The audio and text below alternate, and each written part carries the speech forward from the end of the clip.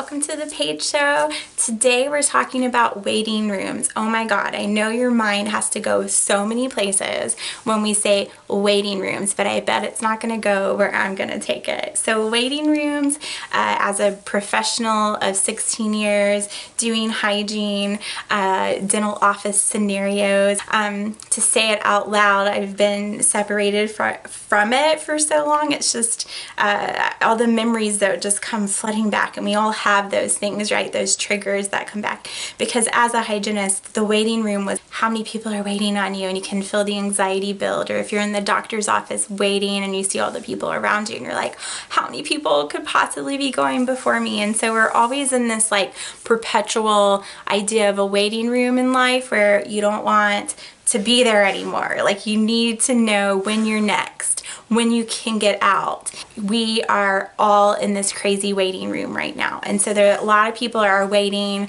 for another job, or waiting for a house, or waiting to see like what they should do with their money, because what are we going to do? Like, what's going to happen with the economy? All the like worries that we could obsess over in our minds. It's all really a waiting room. It makes you feel like you're in this perpetual waiting room of life where you don't really know when it's going to be your turn.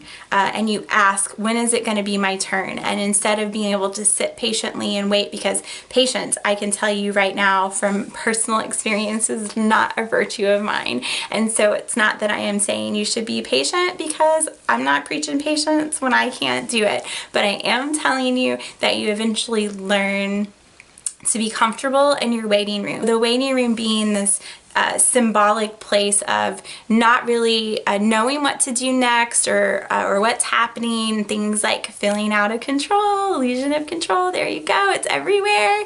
And then you get anxious. And what I have learned is that if you can embrace the waiting room, and mine being currently where I'm living, so feeling led to move somewhere and change your life, and your nevers become your becomings, and you end up in places that you said you would never be again or never move to. Your Bible example of that being like the children being led out of Egypt, like right into the wilderness, and they're like, well, damn, like that was really bad, but this is worse. I listen, I obey, I'm here, I've arrived, and now it should be all as well. It's no longer about trying to find patience for when you're next, or when you can get out, or trying to push through the doors or make something happen to change where you're at.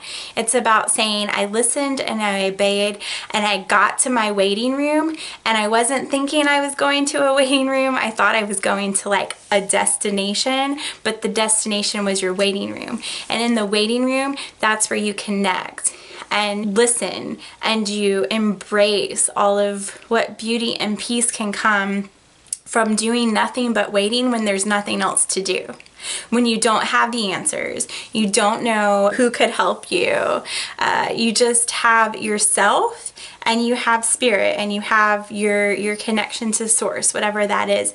That's what you bring with you in your waiting room, because that's all that you are. And then when you get in the waiting room, you can embrace what you are, and in that embrace you get more information, you get more ideas of what you want to bring in the room, and what the universe could be bringing in the room for you. And instead you're not getting out, but you're waiting for what's coming in. And so your waiting room becomes a place of waiting for what is yours to enter your life, your waiting room, instead of trying to push through the doors to get to something else that you thought you could create or that you wanted. What is your waiting room right now? I think we have to ask questions to get answers. If you can identify the situation that you're in is really just a waiting room, and you can use what you brought into it, the goodness that's you, your connections that you have to source, the places you find peace